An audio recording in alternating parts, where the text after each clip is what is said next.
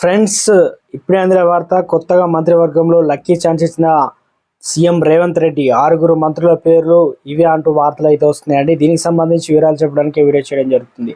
చాలా మంది వీడియోస్ ఉన్నారు కానీ సబ్స్క్రైబ్ చేసుకోలేదండి. దయచేసి ఛానల్ సబ్స్క్రైబ్ చేసుకొని బెల్ ఐకాన్ ఆల్ పై ట్యాప్ చేయండి.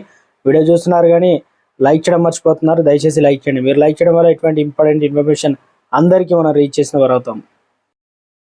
తెలంగాణ కాంగ్రెస్ పార్టీ అధికారంలోకి రావడమే ఆలస్యం. మంత్రివర్గ విస్తరణ చేపట్టిన 11 మంది కీలక పదవులు అందజేసిన సంగతి తెలిసిందే. ప్రస్తుతం ప్రభుత్వం ఏర్పడిన 3 నెలలు కావస్తుంది. దీంతో మిగతా శాఖలకు సంబంధించిన మంత్రులను ఖరారు చేయాలని సీఎం రేవంత్ రెడ్డి భావిస్తున్నారు.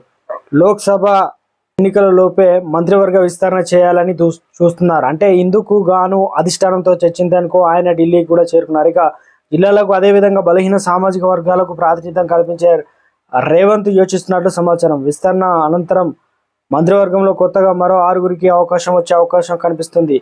ప్రస్తుతం 11 మంది ఉంది సంగతి తెలిసిందే. ఇక ముఖ్యమంత్రి రేవంత్ రెడ్డితో పాటు డిప్యూటీ సీఎం బట్టి విక్రమార్క, మంత్రి దుద్దిల శ్రీధర్ బాబు సోమవారం సాయంత్రం బేగపేట విమానాశ్రయం నుంచి ప్రత్యేక విమానంలో ఢిల్లీకి చేరుకున్నారు. సీఎం రేవంత్ రెడ్డి తదితరులు ఏఐసిసి కీలక నేతలు రణదీప్ సుర్జేవాలా కుమారుడి వివాహానికి హాజరై వధూవరులను ఆశీర్వదించారు. మంగళవారం పార్టీ పెద్దలను కలిసే అవకాశం ఉన్నట్లు టీపీసీసీ వర్గాల్లో చర్చ జరుగుతుంది. పార్టీ సంస్థాగత వ్యవహారాలు ఇన్ఛార్జి కేసీ వేణుగోపాల్ సహా వీలును బట్టి మరికొందరు పెద్దలతో సమావేశమవుతారని తెలుస్తుంది. కేంద్ర ఆర్థిక మంత్రి నిర్మలా సీతారామన్ కూడా కలిసి రాష్ట్రానికి అందించాల్సిన ఆర్థిక సాయంపై వినతి పత్రం ఇవ్వనున్నట్లు సమాచారం. ఇలాగే మరో కేంద్ర మంత్రి నితిన్ గడ్కరీని కూడా కలిసే అవకాశం ఉన్నట్లు తెలుస్తుంది.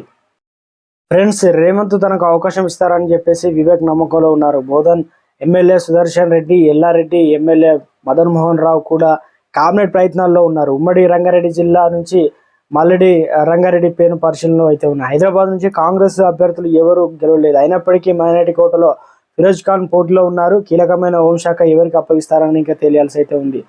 ఇక సాగుతుంది. దీంతో కేబినెట్ విస్తరణ శాఖల పరమైన ఆసక్తి కొనసాగుతూ ఉంది. ఎన్నికల షెడ్యూల్ ముందే మంత్రివర్గ విస్తరణ ఉండబోతుంది.